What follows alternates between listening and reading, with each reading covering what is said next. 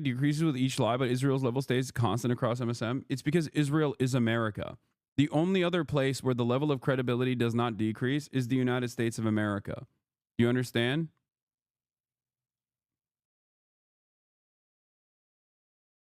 Like, at a certain point, the level of credibility for mainstream media decreases as a direct consequence of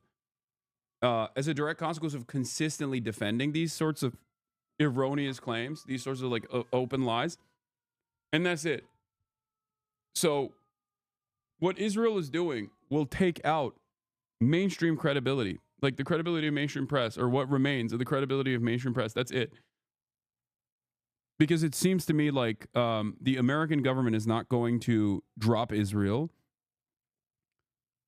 And on top of that, it seems to me like the mainstream press is not going to stop supporting Israel unconditionally and vociferously. Okay? And therefore, it's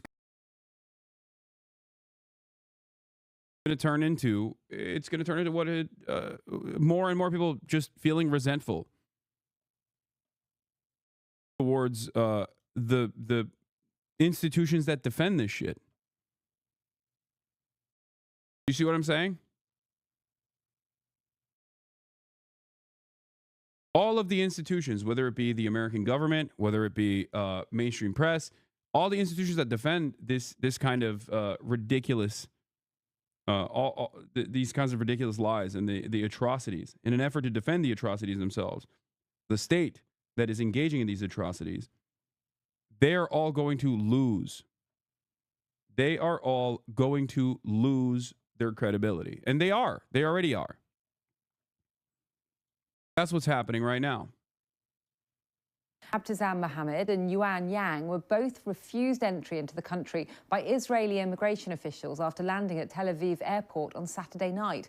According to Israeli media reports, they were denied entry because they intended to spread hateful rhetoric against Israel, the Israeli population, and the immigration authority.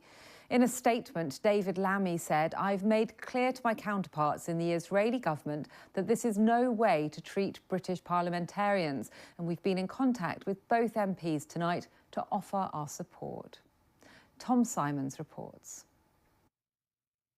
Abtizam Mohammed, a Sheffield MP, and Yuan Yang, who represents a Reading constituency, were detained yesterday trying to enter Israel. The British government said they were on a parliamentary delegation. Both are certainly strong. What will it take? Like, I genuinely don't know. I'm asking. What will it take? What will it take for people to be like, all right, dude, this is a bridge too far? Like, do they have to just like flagrantly assassinate like a Western leader or something and just be like, we're doing this. We did it. We love doing it. We're going to keep doing it. Is that when people will be like, okay, maybe we got to reconsider our unconditional loyalty to Israel? It just doesn't make any sense, dude. Critics of Israel's military action in Gaza and the death and destruction it's caused. But media outlets in Israel, quoting the country's authorities, said the MPs admitted when questioned they would be spreading what was described as hateful rhetoric against Israel. The Foreign Secretary David Lammy said on X, "It is unacceptable, counterproductive and deeply concerning that two British MPs on a parliamentary delegation to Israel have been detained and refused entry by the Israeli authorities. I've made it clear to my counterparts in the Israeli government that this is no way to treat British parliamentarians." The two MPs have both put pressure on their ministers to introduce sanctions against Israel. Ethnic cleansing is taking place before our very own eyes and the world remains silent. Will the minister confirm that Israel must allow Palestinians to return to northern Gaza and that any settlements there would be illegal? We would like more action, and we do not think the current action is enough. And so I would like to remind him of the comments previously made by the Prime Minister on looking into sanctions against Minister Ben-Gvir and Minister Smotrich for their comments supporting the illegal resettlement of northern Gaza. Yang Yuan, a former Financial Times journalist, has also highlighted the lack of access for the media in Gaza, preventing first-hand reporting. The MPs are expected to release a statement tomorrow. An aide for Yuan Yang said the priority was getting them back to the UK as quickly as possible. Tom Simons, BBC News. Well, Yaakov Katz is a senior fellow at the Jewish People Policy Institute and a former editor-in-chief of the Jerusalem Post. I asked him why the British MPs had been detained. I think that what we can definitely say is that Moshe Arbel, the Interior Minister, doesn't make these decisions independently. This is based on... Are you still planning on going to Gaza? Are you fucking stupid, dude? Are you oblivious to what's going on? How? How would that even happen?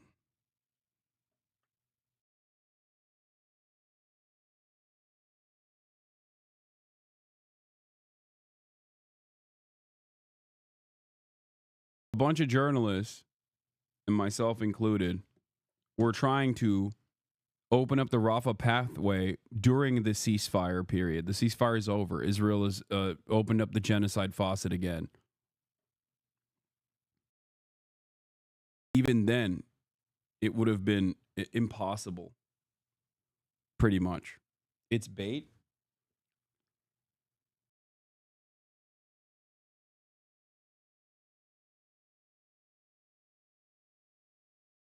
When did you become a journalist, Hasan?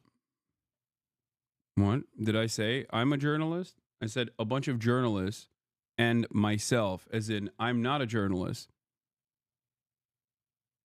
What is this? What is happening?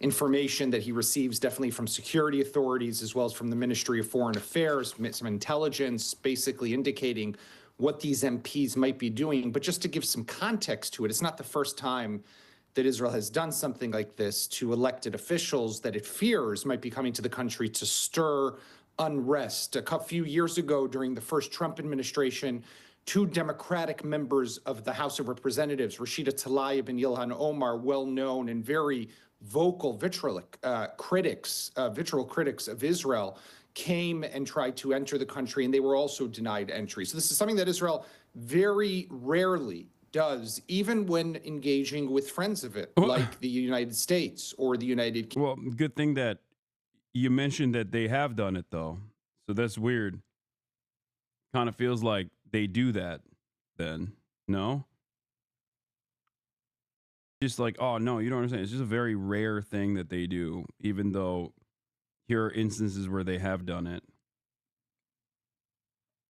Just rare. Kingdom. So I think that what we're looking at is really a delicate balance between Israel's interest and, of course, maintaining and preserving very important political, diplomatic, cultural relations with these countries, but at the same time, making sure that people, like any country, is allowed to prevent people from entering who are going to undermine the fabric of society and try to cause harm to the state of Israel. Well, Insane. Incredible. Yeah. No, you don't get it. It's actually perfectly valid. It's perfectly valid for Israel to do this because they'll undermine the delicate fabric of Israeli society by speaking the truth. If the truth is going to undermine your delicate fabric of society, then you don't deserve to have a society like that. That's my take, at least. Bullshit. Let's get more of this by going live to Jerusalem and join our chief North America correspondent, Gary O'Donoghue. Gary, first of all, how? We're talking about these two British Labour MPs being denied entry on Saturday night. How is that being reported in Israel? Well, the facts of it are being reported as you'd expect, and we've actually had some contact, or the BBC's had some contact with one of the MPs who said they wouldn't be saying anything until they got back to the UK. I can tell you that we've just heard from the Interior Ministry here who say that those two MPs, and presumably, although we'll check this with their two aides, left the country at 6 a.m. this morning. So that's about 3 hours ago. So they should be back in the UK in short order. And that's when they said they would make a statement about what had happened to them. But effectively, they were denied entry. And the Israeli authorities have been saying, because they were here, not on an official delegation, which is something the Foreign Office has contradicted, and also because they were here, according to the Israelis, to spread hatred. We'll see what the MPs themselves have to say when they land, but this has clearly caused a lot of tension between the government in London, with the Foreign Secretary describing it as unacceptable and saying this is no way to treat a delegation of parliamentarians. Yes, the reasons given were that they intended to spread hateful rhetoric. Do we understand what they mean by that? No, we don't. There's been no elaboration on what they meant by that. And of course, that doesn't sound like something you would say if you were questioned, does it? I'm here to spread hateful rhetoric. So we'll see what their account of that interview and that interrogation was when they land. But clearly, these two MPs have a background. The Israeli authorities will know that background, know what they've said on the record in Parliament about Israel and about Israel's activities. And I've no doubt that will have been part of the judgment here. They will have checked these people out before they came in and made a decision that they didn't want to let them into the country. Gary, Benjamin Netanyahu, shortly on his way to Washington for a meeting with Donald Trump. What's Israel hoping to get out of that meeting? It's just, look, it's so consistent, it's so flagrant, it's so obvious.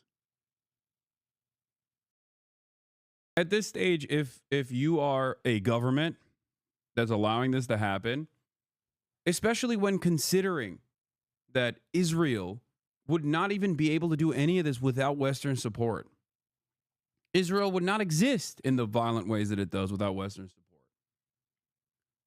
So at this stage, if you're a government that looks at this and goes, well, what are you going to do? It's just Israel being Israel. It is what it is. Or try to defend it in any capacity. Or if you're an institution like the media. Hasan, why is your chat so cringe and fascist-pilled? What are you saying? Who is fascist-pilled? Who says fascist-pilled? If you're a mainstream institution, like a mainstream media institution, and you still run defense and run cover for Israel when it's like so flagrantly and so very clearly violating norms and so arrogant and so entitled in the way that they're doing it, there's no wonder that fucking, especially when tied to the association with Judaism, the false conflation of Judaism, it's no wonder that anti-Semitism grows. Like, what are you doing? You're doing David Icke style conspiracies on your own. You're like, no, the conspiracies are real. We do actually control the media. We do actually do this for Judaism. All Jews care about this. Over and over and over again. Of course, people are going to respond to that. Of course, people are going to respond to that and be like, okay, well, now I believe you. I guess my perspective on this is different because, like, as someone who's lived in the United States of America, whose name is Hasan, right? It feels like Israel's doing like pro-ISIS style commentary. The false association, the false conflation of Islam and ISIS to deliberately create Islamophobia in the West so that people would be more tolerant to all of the death and destruction overseas was done by people who weren't Muslim. But here it feels like Jews and non-Jews alike who love Israel make that conflation. Israel is exactly like ISIS. Israel operates exactly like ISIS, down to the false conflation of religion.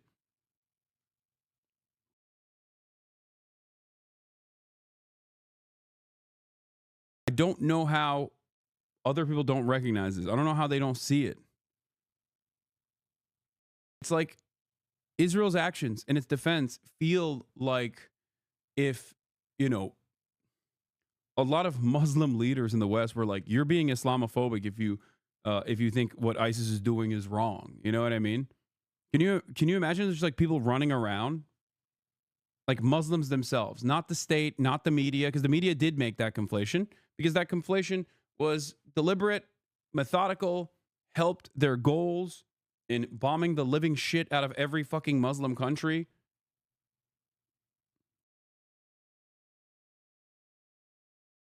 It just doesn't make any sense. Well, it's his second visit, isn't it, to Washington since the election, since the U.S. election, or since the Donald Trump took over on the 20th of January again. And clearly trade will be an important part of that, because as part of these worldwide tariffs that Donald Trump has imposed, Israel was slapped with a 17% tariff, despite the fact that the government here had removed all tariffs on U.S. goods just before Donald Trump made his announcement. So I'm sure there'll be some lobbying on that score. And I think he'll want to also try to ensure that he's got the latitude to do what he wants to do in Gaza, in particular, with this current offensive there and creating these new, what Israel calls these new security zones in these new corridors, which is something that's come up for a lot of criticism, under a lot of criticism from the UN and other international players and organizations. And Benjamin Netanyahu will want to know that he's still got Donald Trump's backing in that regard as well.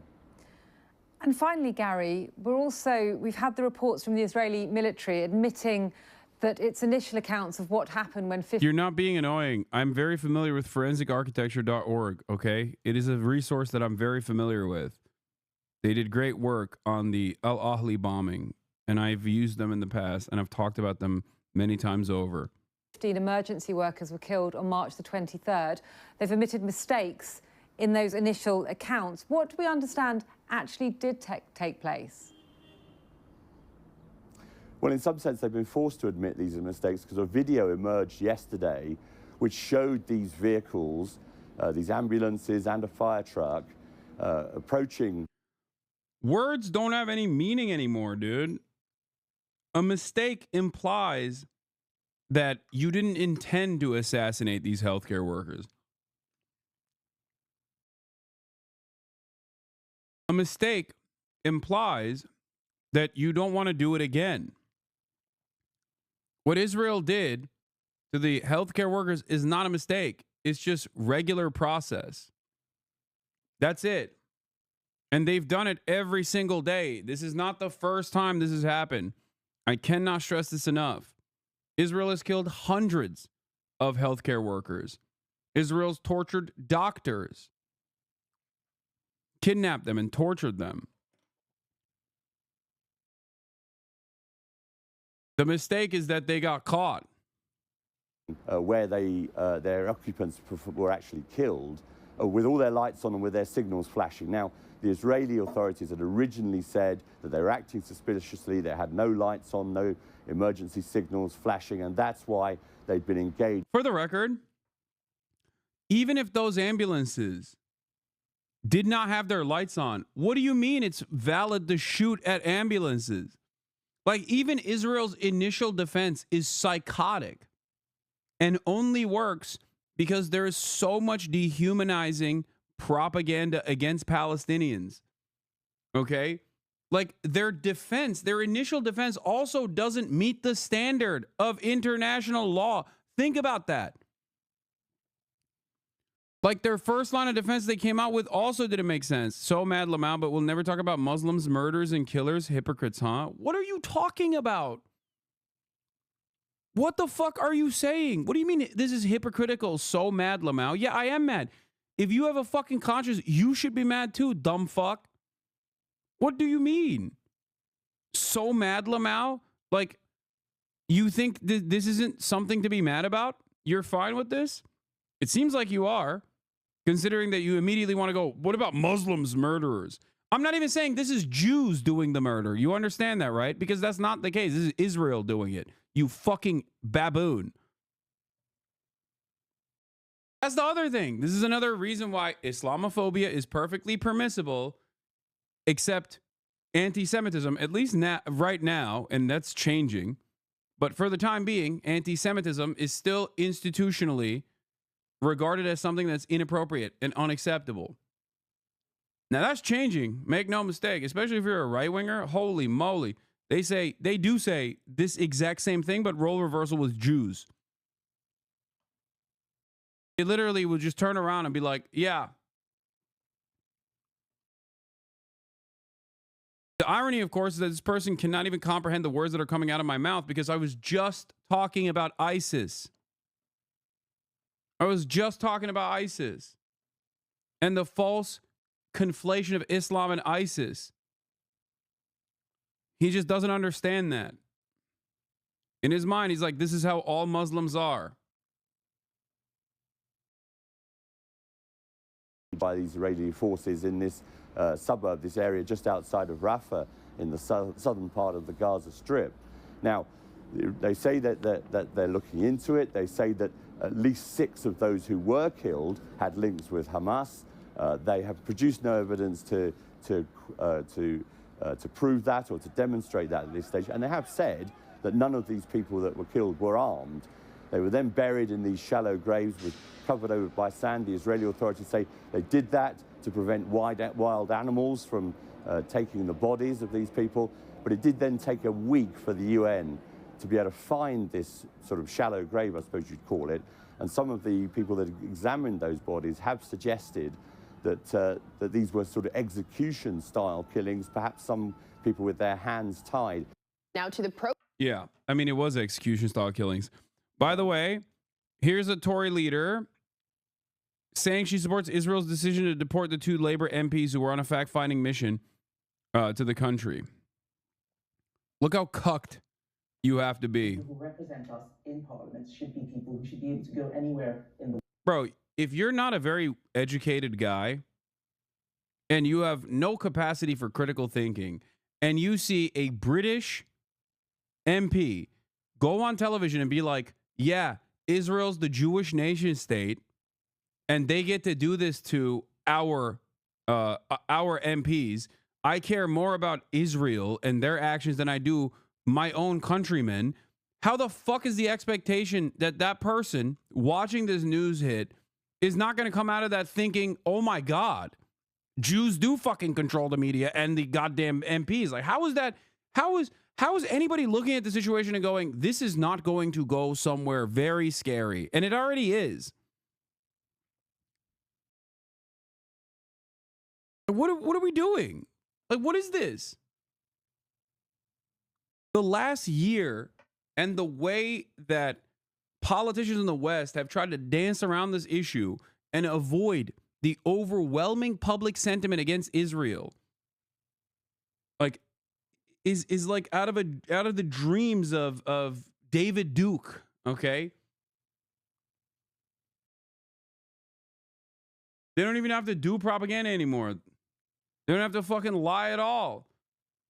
They can just simply repeat what Jake Tapper is saying, repeat what these people are saying over and over again. Be like, see, they're saying Israel's for the Jews, is the Jewish nation, and we must defend them. And if you criticize them, then you're anti-Semitic. If you criticize baby murder, you're anti-Semitic. And people not be worried about what they're going to do when they go into those countries. Are you suggesting the Israelis were right to worry that these 2 Labour politicians would break the law if they got into the country? Well, that's the reason they gave. And what I believe is that every country should be able to control its borders. We do the same thing. There are many people that we don't allow into our country, and I don't think we should be setting precedents in a different way. So just to be clear... Dog, that is your co-workers. What are you saying? There's many people we don't allow into our country. What are you... But you're British. Those are British MPs. What are you saying? You're not Israeli. You are not in Israel. What the fuck? What are you saying? Israel is a welfare state as a recipient of unlimited funds from the United States of America and the UK. What the fuck are you saying right now? What? We don't allow people into our country. Do you believe the Israeli government's account of this, not the Foreign Secretary who says they were treated unacceptably? The Foreign Secretary has given his view, I've given my view. Okay, you have given your views, Tony Badenoch. It's great to have you with us in this.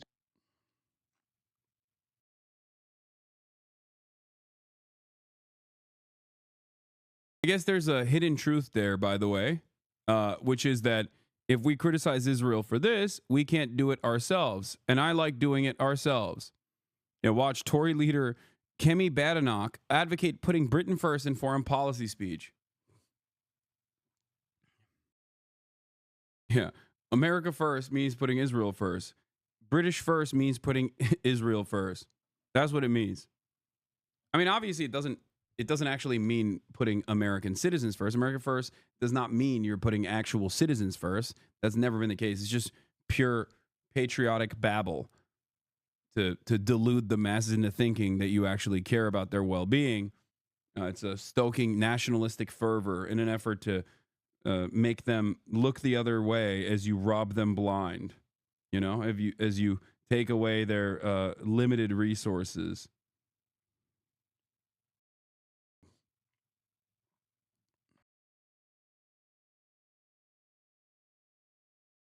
Happening nationwide this weekend over, amongst other things, those. Oh, last thing I wanted to talk about with the Israel thing is, of course, Trey Yingst, who I've talked about quite a bit. He is Fox News' foreign correspondent, as you guys know, and he is one of the only major news publication journalists that has actively called out Israel. It's so insane that he is the Fox News foreign correspondent.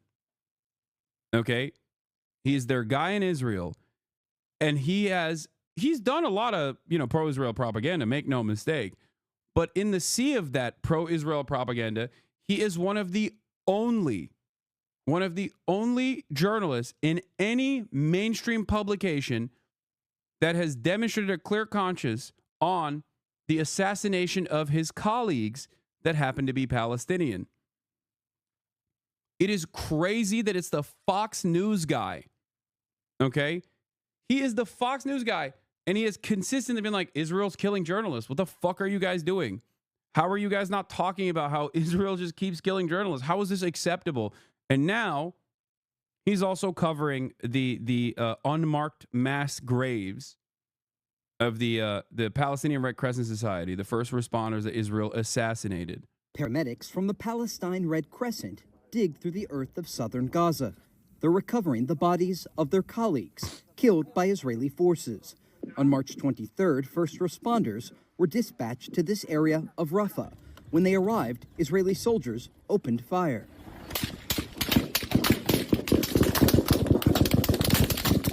Health workers should never be a target, and yet we're here today digging up a mass grave of first responders and paramedics. On March 31st, the IDF provided a statement to Fox News saying, quote, several vehicles were identified advancing suspiciously toward IDF troops without headlights or emergency signals. Video released 5 days later by the Palestine Red Crescent directly contradicts that statement. The IDF also claimed in the initial findings that 9 out of the 15 medics were operatives in Hamas and Islamic Jihad. Asked multiple times for evidence to support that claim, none was provided. Funerals were held late last week for those killed by Israeli bullets. Families mourning the dead, mothers trying to make sense of the senseless. He went to save the martyrs and injured. Dude, he's not mincing his words at all. It's crazy. He's not. Like, how is this better coverage than BBC, man? A shame. Shame on the BBC. Shame on CNN. Shame on all Western news publications that are getting outflanked by one fucking singular dude who, on normal circumstances, is still doing a steady flow of Hasbara. But in this circumstance, and in some other unique instances where he'll just be like, no, this is fucking bullshit.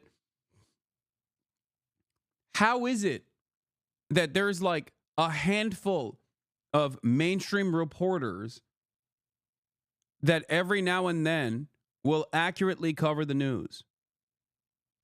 How is that the expectation here? It's crazy.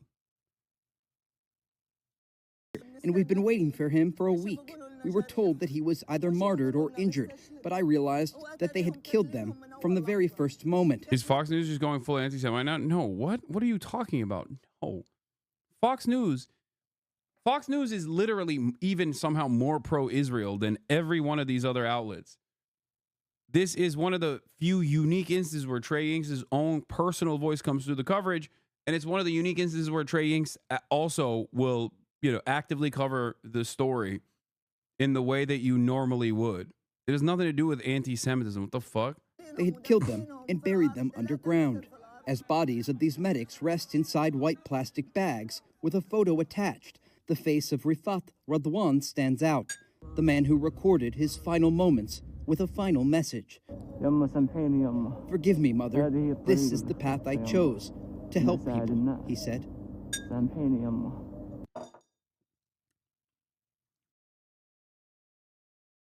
Yeah. Israel is based as fuck. Sick, man.